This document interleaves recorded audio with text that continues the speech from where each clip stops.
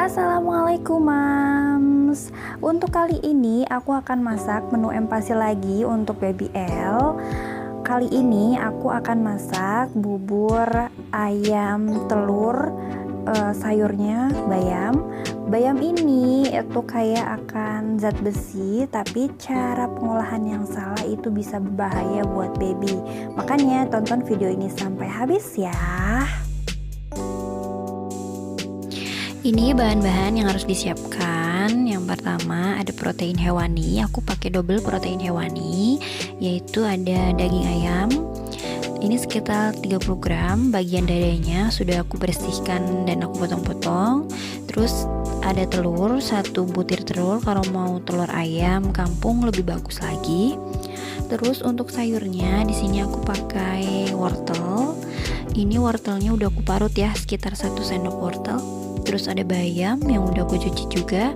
Lalu untuk bumbu aromatiknya di sini aku pakai bawang merah dan juga bawang putih yang udah aku geprek, dan juga ada daun salam juga.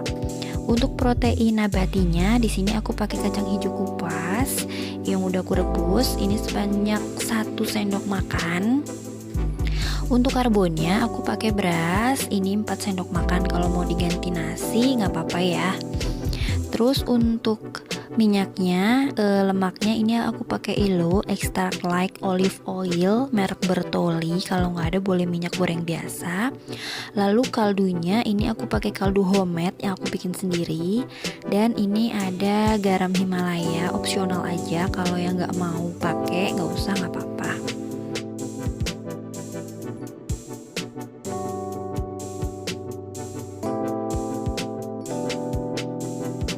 Langkah pertama, kita buat dulu bubur nasinya.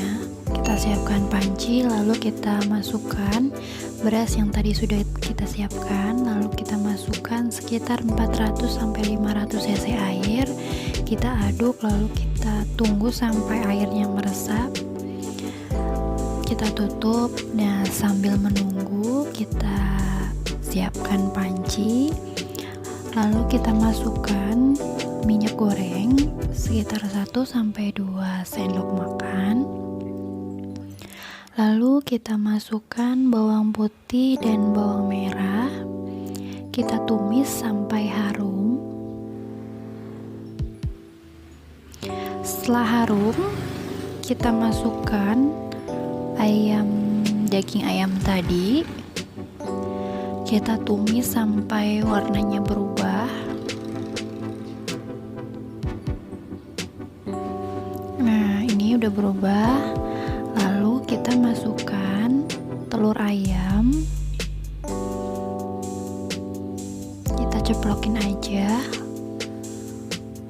Lalu kita aduk-aduk. Kita tunggu sampai aduk terus sampai telurnya matang.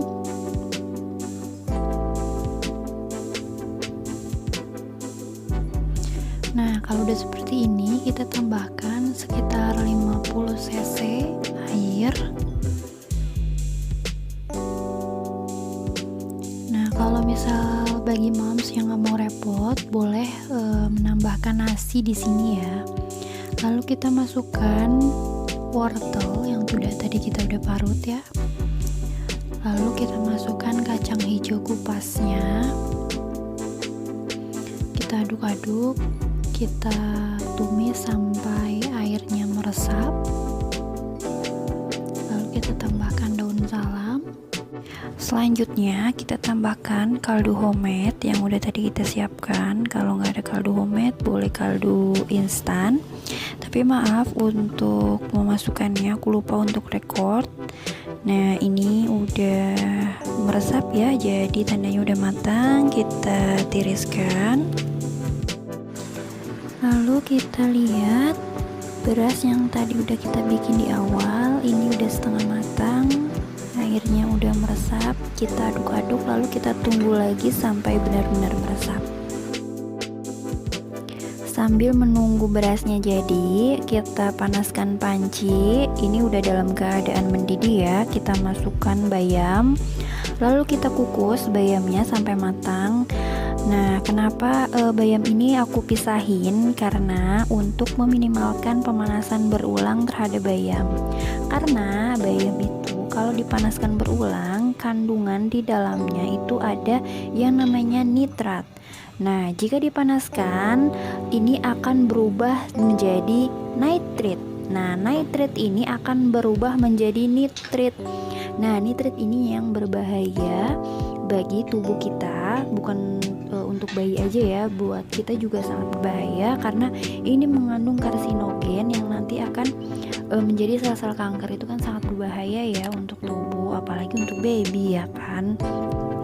Makanya sebaiknya kita pisah aja, jadi tetap kandungan dari bayam ini tetap fresh gitu. Oke, ini aku udah jadi buatnya. Kita tinggal saring.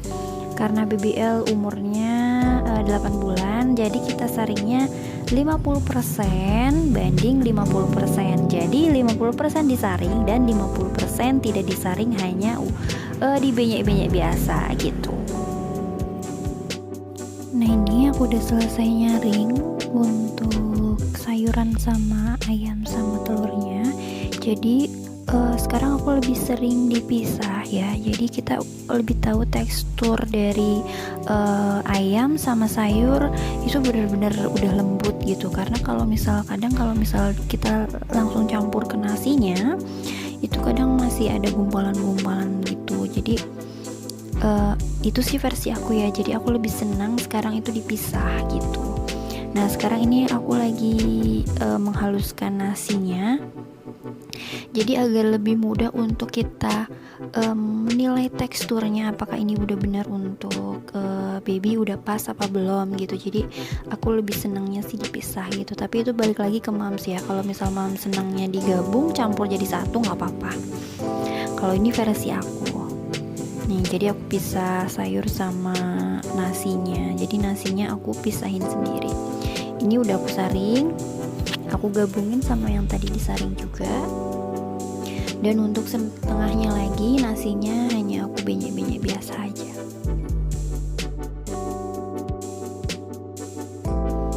Tanpa aku saring. Nah, gini.